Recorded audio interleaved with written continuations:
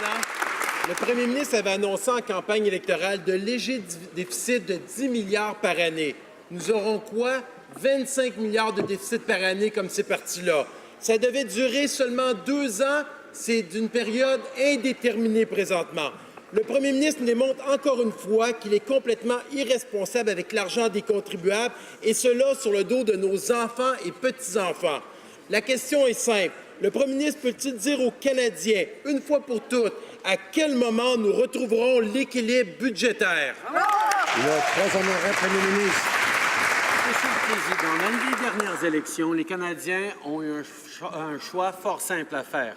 2 partis voulaient couper pour équilibrer le budget à tout prix. Nous proposions des investissements dans nos communautés, dans la croissance pour la classe moyenne, dans les recherches en sciences, en technologie, dans de la croissance économique dont les Canadiens avaient besoin après 10 ans de malgestion de ce parti opposé. La réalité, c'est que nous sommes en train de livrer sur ces promesses pour les Canadiens, d'investir ensemble dans notre avenir. L'honorable député de Richmond-Athabasca. Monsieur le Président, les sénateurs exigent que la Banque d'infrastructure soit étudiée de façon indépendante. Les députés de ce côté-ci de la Chambre exigent encore la même chose.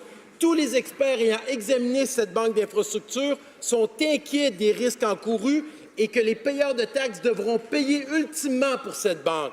Monsieur le Président, si le premier ministre n'a rien à cacher, que la banque est blanche comme neige, qu'est-ce qui fait qu'il a peur que l'on l'étudie en profondeur? Premier ministre. Monsieur le Président, ça fait des années qu'on parle de cette banque d'infrastructure. Ça a été une promesse électorale que nous avons fait de façon explicite et nous savons que nous avons besoin d'investissements en infrastructure. Après 10 ans de l'ancien gouvernement, nous, on a fait des investissements records qui vont compter jusqu'à 180 milliards de dollars. Mais la réalité, c'est que nous devons innover en plus. C'est pour ça que nous mettons sur pied cette banque d'infrastructure pour permettre de bâtir plus d'infrastructures, que ce soit transport collectif, des routes, des ports, des choses dont les Canadiens ont besoin pour créer la croissance économique. L'honorable député de Richmond-Athabasca.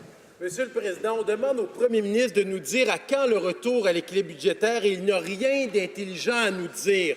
Mais pour la Banque d'infrastructure, il demande aux contribuables de lui signer un chèque en blanc de 35 milliards de dollars. Ça n'a tout simplement aucun bon sens. Monsieur le Président, les libéraux sont irresponsables et improvisent sur toute la ligne avec l'argent des citoyens. Quand le premier ministre va-t-il respecter cette institution et nous permettre d'approfondir cette banque en profondeur? Très honorable premier ministre. Monsieur le Président, les députés en face démontrent encore une fois qu'ils ne comprennent pas comment fonctionne l'économie canadienne, ce dont les Canadiens ont besoin en plus.